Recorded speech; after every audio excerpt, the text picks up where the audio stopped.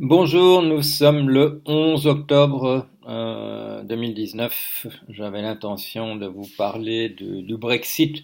J'avais préparé quelque chose, mais ça peut attendre. Il y a des choses plus importantes. Il y a quelqu'un qui m'écrit ce matin pour me dire que je devrais parler du fait que Madame Sylvie Goulard n'a pas été nommée commissaire européen. Et là, je me gratte la tête quand je vois ça, et je réponds à cette personne que vous avez vraiment l'impression que je parle de ce genre de choses d'habitude. Euh, non, il se passe des choses plus importantes. Il y a une guerre. Monsieur Lindsey Graham, c'est un inconditionnel de Monsieur Trump. Il avait eu des mots très peu aimables pour lui pendant la campagne électorale, mais après, bon, c'était un loyal de chez loyaux. Quelqu'un de voilà qui donnait raison systématiquement à Monsieur Trump absolument sur tout.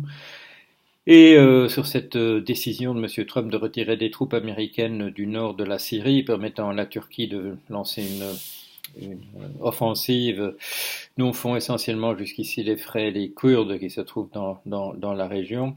On a posé la question hier à Monsieur Graham de ce qu'il en pensait, et il a dit jamais même Monsieur Obama n'a fait des choses de cet ordre-là. Et le reporter lui dit est-ce que ce sera le Vietnam des États-Unis de la présidence Trump? Et Monsieur Lindsey Graham lui dit non, non, c'est bien pire que le Vietnam. C'est dire que voilà, les craquements se font entendre du côté républicain. D'autant plus qu'il s'agit, comme je vous disais, vraiment vraiment quelqu'un dont on pouvait supposer qu'il faisait partie du dernier carré, quoi qu'il arrive. Du côté de Monsieur Giuliani, les choses ne se présentent pas bien. Monsieur Giuliani, vous le savez, a joué le rôle, alors que son seul rôle véritable, c'est d'être l'avocat de Monsieur Trump. Il a joué un rôle de diplomate caché, occulte, dans les relations avec l'Ukraine, d'être une sorte d'envoyé spécial qui voilà décide absolument de tout. Monsieur Giuliani est quelqu'un qui se défend très bien, qui a voilà qui tout le monde sait qu'il a la capacité de se défendre comme le meilleur des avocats en disant une chose à un moment donné de la conversation et puis exactement le contraire plus tard. Quelques journalistes doués lui remettent ça lui repropose ça par la suite en disant mais vous avez dit blanc et vous avez dit noir. Euh, il a le talent, voilà, un talent d'avocat de se défendre de tous les moyens possibles. Il l'a fait jusqu'ici avec Monsieur Trump. Il fait partie de cette toute petite équipe autour de Trump avec également le ministre de la Justice, Monsieur William Barr, et le ministre des Affaires étrangères, Monsieur Mike Pompeo. Mais Monsieur Giuliani a reçu un très très mauvais coup hier.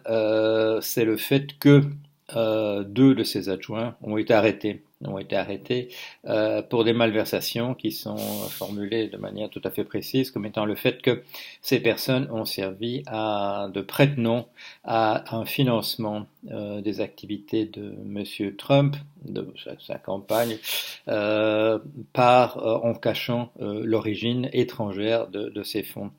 Donc, ces gens ont effectivement transmis des sommes importantes à la campagne de à l'équipe de campagne de monsieur Trump, et ils sont probablement des prête-noms parce que ce ne sont pas des gens qui ont les fortunes qui permettent de faire des dons de ce type-là. Ce sont des fonds qui viennent d'ailleurs. Et donc ces personnes qui étaient en train de sortir des États-Unis ont été arrêtées à l'aéroport et, à ma connaissance, se trouvent en ce moment en prison. Euh, on a présenté, en particulier les républicains autour de Monsieur Trump, ce qui se passait comme étant une querelle entre l'exécutif et le législatif, les parlementaires, en disant que la Constitution américaine ne laissait aucun doute que l'exécutif devait prévaloir. Alors il reste un troisième pouvoir, bien entendu, qui est le judiciaire. Alors là, on avait le sentiment qu'avec Monsieur Barr à la tête du ministère de la Justice, voilà que la justice se trouvait aussi du côté de Monsieur Trump, ou en tout cas sous la coupe d'un de ses affidés. Mais on oublie une chose, c'est qu'aux États-Unis, il y a aussi une justice au niveau des États. Voilà, il n'y a pas que la justice au niveau fédéral.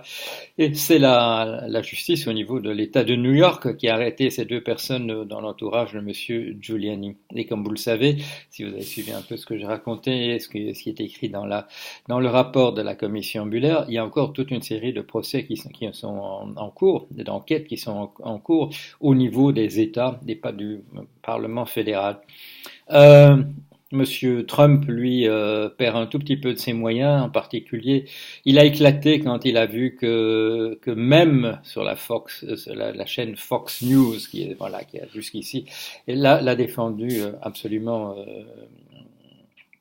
de toute sa force, a mis tout son pouvoir de chaîne la plus regardée pour ce qui est des nouvelles derrière Monsieur Trump. Et voilà que ça devait être hier ou avant-hier, elle a montré un sondage qui montre que une majorité des Américains sont en faveur maintenant de l'impeachment. Alors Monsieur Trump a bien entendu tonné à son habitude en disant que la chaîne Fox News n'était plus ce qu'elle était, effectivement, pour l'avoir trahi en produisant un sondage défavorable. Monsieur Trump fait partie de ces gens qui considèrent que les sondages doivent dire ce que lui veut et qu'il est sans doute convaincu, avec sa grande connaissance du monde des affaires, que c'est comme ça que ça marche. Effectivement, et comme je vous ai signalé, l'office de sondage, l'agence de sondage, Rasmussen, dont les résultats en général étaient très favorables à Monsieur Trump. Et dans le contexte actuel où tout le monde lui donne au moins, voilà, d'être plombé par au moins 10 ou 15 points, même Rasmussen le montre plombé de 2 ou 4 points, c'est-à-dire que même Rasmussen n'arrive pas, même en messaging, comme on dit, en massant les faits, n'arrive pas à montrer encore une opinion positive de Monsieur Trump. Donc, on a l'impression que les choses vont très vite. Il y a beaucoup d'enquêtes, il y a beaucoup de subpoenas, de saisies de documentation qui sont lancées par les comités du Congrès. Ce sont des salves qui sont lancées. On a à peine vu tel nom qu'un autre nom apparaît. Doit témoigner aujourd'hui l'ambassadrice américaine en Ukraine qui avait été limogée par Monsieur Trump à la suite d'une campagne dans la presse d'extrême droite américaine disant qu'elle ne faisait pas son boulot. On va entendre la conseillère de Monsieur Trump sur les affaires russes, Madame Fiona Hill probablement.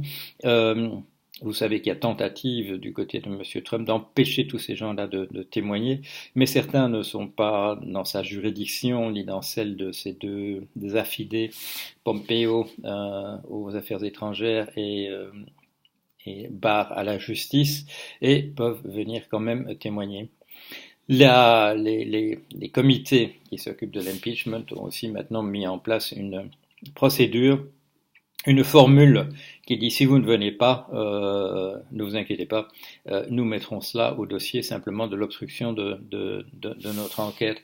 La formulation est très belle, je l'ai pas sous les yeux, mais en disant venez, on aimerait bien que vous soyez là, mais si vous voulez pas, vous en faites pas, nous on va pas se faire des choses à ce propos-là. Ça vient s'additionner aussi dans notre dossier de l'obstruction à notre enquête. Voilà où on en est. On a l'impression maintenant que les choses vont extrêmement vite. En particulier du fait que Monsieur Trump perd des alliés dans le camp républicain. Ce n'est pas sur sa politique intérieure, mais c'est sur sa politique étrangère.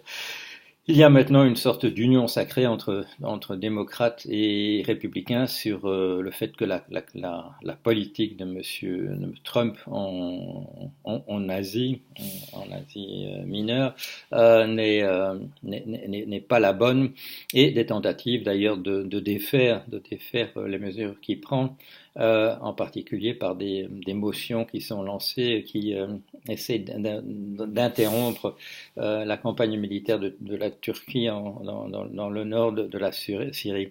On a l'impression maintenant que de minute en minute, il peut se passer des choses, des retournements importants.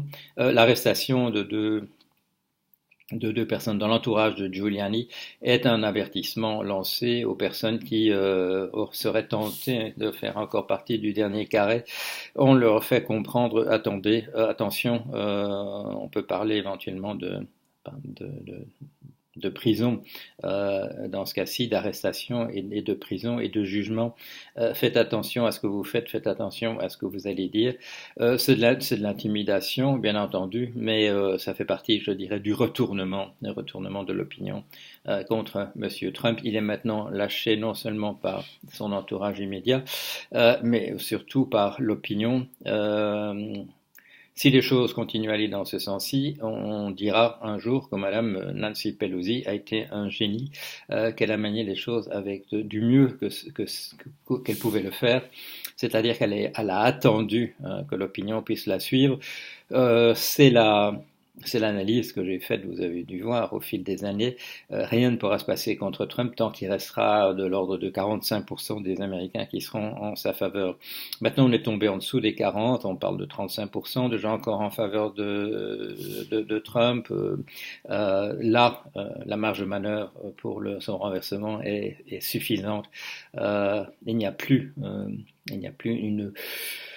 une quasi-majorité en sa faveur. Je dis quasi-majorité quand on a de l'ordre de 40 ou 45% même des gens favorables à sa politique et au maintien de sa présidence. Voilà, je vous tiens au courant. Il va encore se passer pas mal de choses. Ah oui, je vous avais dit que je vais vous montrer où je suis parce que c'est quand même assez beau, c'est quand même assez spectaculaire. J'espère pouvoir vous le montrer. Ah là là non, il y a tellement de lumière. Vous n'allez pas voir. Si vous allez deviner que c'est la Meuse. Oui, vous allez peut-être deviner que c'est la Meuse que l'on voit derrière moi là à Liège. Et j'ai fait une rencontre, et je vais encore voir cette personne, j'ai fait une rencontre extraordinaire hier. Si on m'avait dit qui est-ce que vous aimeriez vraiment rencontrer, à qui aimeriez-vous serrer la main, j'aurais réfléchi longuement et voilà, je ne sais pas si j'aurais dit ce nom-là. Mais au moment de le faire, au moment de serrer la main à cette personne-là, je me suis dit, voilà, j'avais certainement un désir secret d'un jour faire ça. Alors, je vous en dirai davantage. J'ai eu l'occasion d'ailleurs de raconter à cette personne une petite anecdote qui nous lie de manière tout à fait indirecte, mais quand même qui lui a fait très plaisir aussi.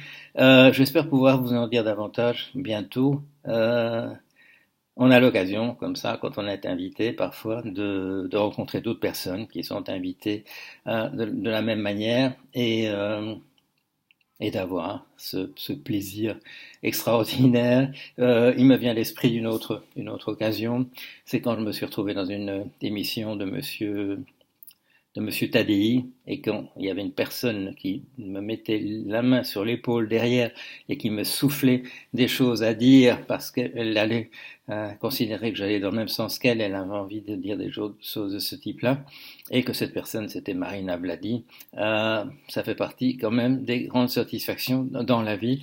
Il ne s'agissait pas de Marina Vladi hier, mais j'aurai l'occasion de vous dire de qui il s'agit. Voilà, allez, à bientôt.